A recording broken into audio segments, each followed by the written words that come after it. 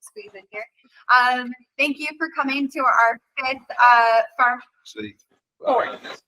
fourth Farmer Informational Series here at Kifcure. Today we are going to be going through industrial hemp for fiber and hurd, so the stalk and stem portion of the plant. We'll dive into a little bit more about what it is to grow it, harvest it, and really a lot of the details about moving that to a different facility like Kifcure and kind of what everything involved in that is. I'll let my panelists introduce themselves. We do have one person virtually joining us, Jeff. So why don't I start with Jeff virtually, and I'll kind of move down the road. Great. All right. Jeff, thanks. if you could give a little background on yourself and an introduction to who you are and sort of what you do in the hemp space. All right. Thanks a lot, Kelly and Jarett, for the invite. I am currently in a hotel room in Brandon, Manitoba. We are one of the first farm shows here. So myself and my colleague are out contracting acres. I am the general manager of a seed company called Verve Seed Solutions. We just went through a recent merger maybe 2 years ago, formerly known as Hemp Genetics International. So a lot of our varieties, for those that may or may not know in the US, are CRS1, CFX2, a number of different cultivars that we have on the go. So I've started in hemp in 1998 when it was re-legalized here in Canada. I was a research agronomist at that time working for the province. I've always been a farmer, also involved with the farm more intimately now as a seed producer and grower for the company. So produce the genetics, so a lot on research, producing the genetics. I guess seen a ton of things in the industry thus far. Really kind of just sitting back. We've been in the grain and fiber industry more so up here in Canada than the cannabinoids. So, looking forward to the US kind of getting their feet underneath them with regards to the grain processing and hoping that we can supply some genetics down there and certainly willing to provide some advice on the things that I've done wrong in my life that have bloodied my knuckles with this crop to save the skin of my fellow American farmers. So that's kind of the objective here. So yeah, pleased to be here and fire away whenever ready for questions. Thanks, Jeff. And how long have you been in the industry, Jeff? Yeah, since 98, so whatever that math is, 20 some years, 25 years, I guess. It's been a long time, ups and downs certainly, but no different than kind of any other commodity. So yeah, looking forward to bigger and brighter things here. I think is on the horizon for sure with this industry. Yeah. So wealth of knowledge. Jeff is with Verve Seeds, and he brings a lot of experience to sort of what we're starting to do here in the US. And like he mentioned, he's out in Canada. So up next, maybe we go to Ben Adolph, and then I'll let you kind of introduce yourself, talk about everything you're involved in, and maybe how it's applicable to the hemp space. Excellent. Thank you. Thanks for having me. Appreciate it. And everyone that's here in person, thank you. Everyone out there, thank you. My name is Ben Adolph. I'm with Merge Impact, and my company is a sustainability software platform that allows different supply chains to quantify carbon information, habitat, conservation information, water quality, community impact information, all under the general lens of sustainability initiatives for these supply chains. So we enable the data collection at farm level, and then we help farmers get paid for that information, and we help end users, stakeholders within supply chains value the data to make enhancements to their product, their marketing, their sales efforts, but ultimately just communicating the value of practices we do at the farm level and what they create for the farmer, communicating that value to the market. So there's a nice exchange of funds both ways. There's value ending up with the consumer, and they're paying that accordingly, and that money travels back down to the producers. Thanks. Yeah, this is something that I bring up all the time, and it's so hard or difficult for farmers to really understand how to quantify that data. So he brings a lot of value in sort of this new emerging market. There's lots of questions, so we're really excited to have him as an expert on that side of the fence. Jarett Burke up next from Kifcure. My name's Jarett Burke, CEO of Kifcure. We are a 6-year-old company now, as of 2024, and we are a total hemp solutions company focused on helping grower producers really around the country monetize their crop. So at a basic level, what we do is we help number one, plan and make sure the right genetics go into the ground with the grower. Number two, develop those markets and help with the offtake. So we have our facility here in Maple Park, Illinois. We've been here since 2020, and we just acquired a new plot just north of us that will do a lot of the fiber and grain intaking of material from growers from around the area.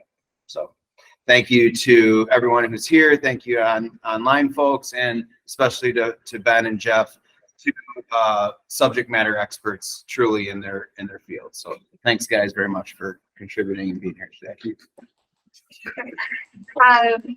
So jumping into kind of some of the initial questions farmers might have. I know we've ran through this in a previous one, but let's just kind of go through the basics, how this plant differs from other hemp that might be more common knowledge, and how planting season and seeds kind of differ. I'll let maybe Jeff kick it off with the types of genetics, since that's really your area of specialty, and then maybe kind of how not everyone really has a full understanding of hemp for fiber versus hemp for cannabinoids. So maybe you can kind of dive in a little bit on that. Sure. Okay. Thanks, Kelly. Yeah, I think it's pretty important, and Jarett kind of stressed that right off the bat, is to know, what market you're after, and then that's your starting point, right? And then getting the right information, the right genetics that's going to support your endeavor. And so I know that obviously the U.S. was strong on the cannabinoid side. There were a lot of small plots, small fields of bushy type cannabis plants, right, that are high in CBD, that were probably looked at moving towards fiber. Now, it's not to say that there isn't going to be any fiber in those plants, but it's you want to maximize your efforts and what you're trying to plan for. So let's just cut it down to, if you're looking for a grain variety, you want something that's going to really increase your harvest index, it's called. So we don't want crops that are too tall that are going to wrap in the combine and cause issues. So genetics that suit your local climate, environment, and latitude, more importantly, so that you can be successful in that high yielding grain crop. Going on to the fiber side, and this is one that's I find always still a little bit tricky. Whenever I ask sort of the processors, what are you looking for in a fiber variety?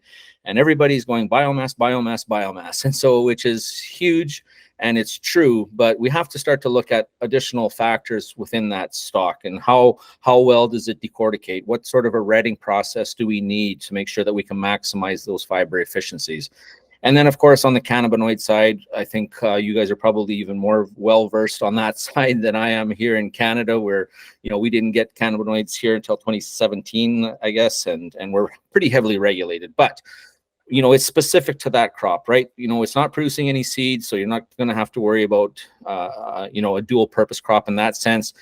Too many branches probably for a good fiber crop. So, making sure that you pick the right marketplace to start with, and then try to maximize those efficiencies by picking the right genetics. So not as simple as that, but it's as simple as that. Yeah, thanks, Jeff. That was a great answer. And I think just to kind of jump and pivot off of what you had mentioned about regulations, maybe Jarett, you can jump in a little bit on that point about what a farmer might be looking into as far as regulatory things they might need to do for the state, and then maybe testing after this crop is grown.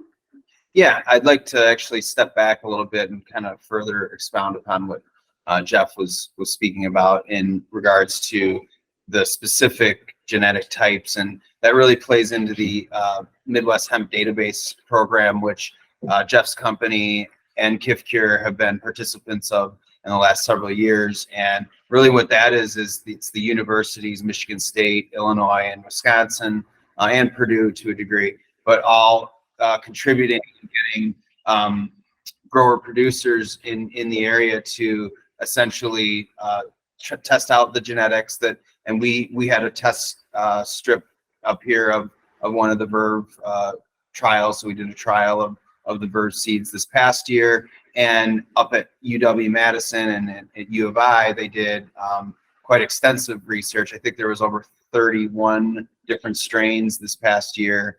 And, you know, I have to tip my cap to Jeff, and I think you guys had some of the best performers up there in those trials. So that really gives the grower the peace of mind to know what that genetic will do in our specific climate and our latitude, and which is really important when you're planting some of these different varieties.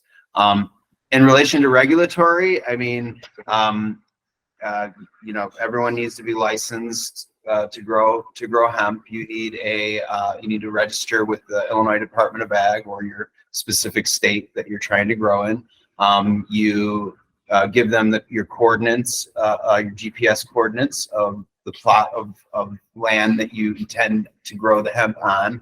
You specify what type of hemp you're growing, whether that's growing for seed grain or fiber or cannabinoid varieties. And that's really, at that point, is where I think the universities are starting to release this data to some of the regulatory bodies. And what we'll see in the future is that once these strains start to get certified and go through these trials, that they'll be, you know, verified through the USDA, and then those will be essentially verified strains to grow. Any other? I know you've grown quite a bit of hemp in your day. Not from that world. I stayed out of the regulatory side of it and just focused on the agronomy piece.